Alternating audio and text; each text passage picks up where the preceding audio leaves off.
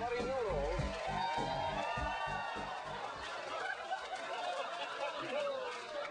In fact, whenever a cult leader sets himself up as God's infallible wingman here on Earth, lock away the kids.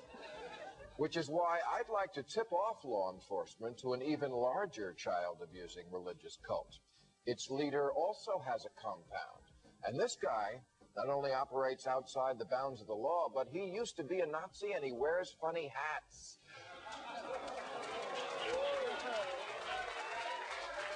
That's right, the Pope is coming to America this week, and ladies, he's single. Now, I know what you're thinking. Bill, you can't be saying that the Catholic Church is no better than this creepy Texas cult. For one thing, altar boys can't even get pregnant.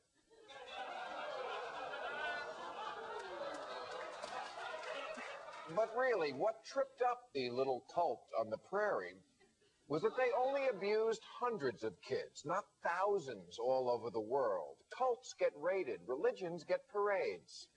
How does the Catholic Church get away with all of their buggery? Volume, volume, volume. If you have a few hundred followers and you let some of them molest children, they call you a cult leader. If you have 1 billion, they call you Pope. It's like if you can't pay your mortgage, you're a deadbeat. But if you can't pay 1 million mortgages, you're Bear Stearns and we bail you out.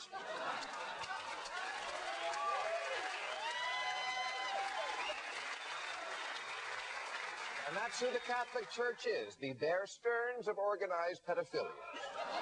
Too big to fail. When the current Pope was in his previous Vatican job as John Paul's Dick Cheney, he wrote a letter instructing every Catholic bishop to keep the sex abuse of minors secret until the statute of limitations ran out. And that's the Church's attitude. We're here, we're queer, get used to it. Which is fine. Far be it from me to criticize religion. But just remember one thing. If the Pope was, instead of a religious figure, merely the CEO of a nationwide chain of daycare centers where thousands of employees had been caught molesting kids and then covering it up, he'd be arrested faster than you can say, "Who wants to touch Mr. Wiggle?" Thank you very much, ladies and gentlemen. Thank you, panel. Last week, I got into some trouble with the Catholic League. Not the first time, the Catholic League, not my... How many Catholic League members? Not my biggest fans. Because I said in our little essay ending the show, I said the Pope, and I looked at it again, I looked at the words carefully, used to be a Nazi. Okay, now first of all, it was a joke. Okay, we were in a comedic context. I said he used to be a Nazi and he wears funny hats, and ladies, he's single.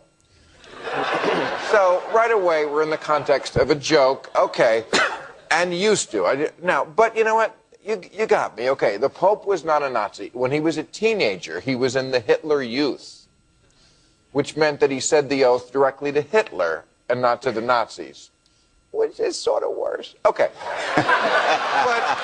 but wait a second.